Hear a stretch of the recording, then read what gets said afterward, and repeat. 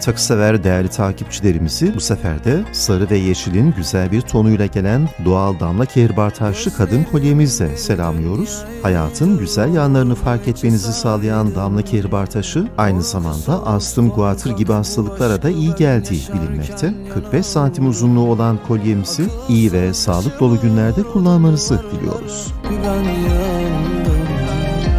Senle mutluluk hayali kurdum, kursağımda kal.